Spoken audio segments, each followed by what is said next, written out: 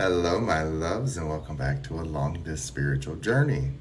So, one of the questions that I hear a lot from people is, am I healed? How do I know that I'm healed?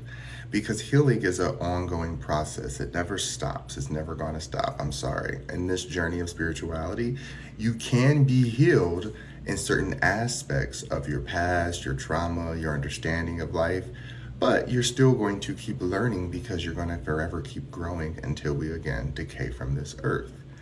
One of the tools that I have heavily utilized to know that I have healed a cycle and I'm past or over certain trauma and triggers is when I no longer feel the need to overly explain or I don't feel irritated.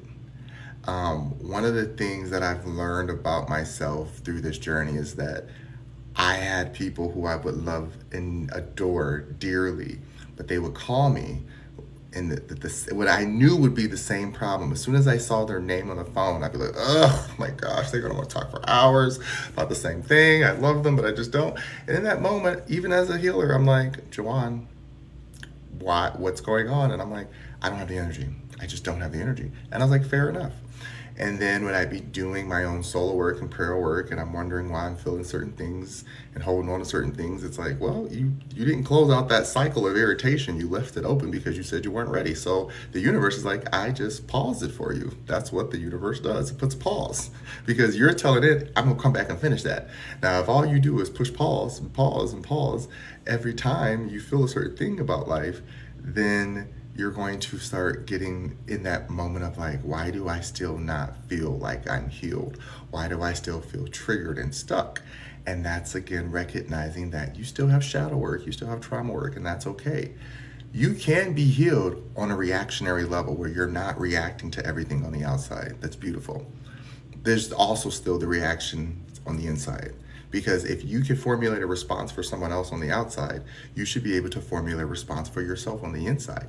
It's not like you're just talking to one person and it goes nowhere. You're talking to multiple energies of self, and they're all listening, and they're all going to follow suit on how you decide this is how we need to heal. This is how we need to walk through this emotion.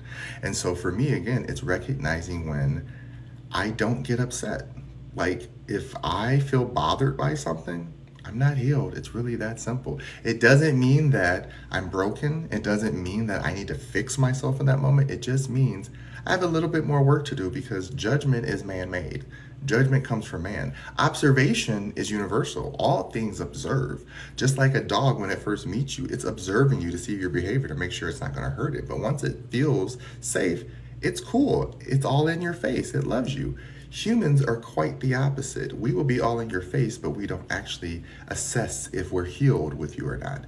And so then you create resentment and irritation. So again, healing is about knowing that you're able to tell the truth to yourself without finding judgment or excuses to put on someone else, and that you're okay. Like, even if you know you have to cut them off or still interact with them, you know anything they say or do is not really your journey, so it's not about you.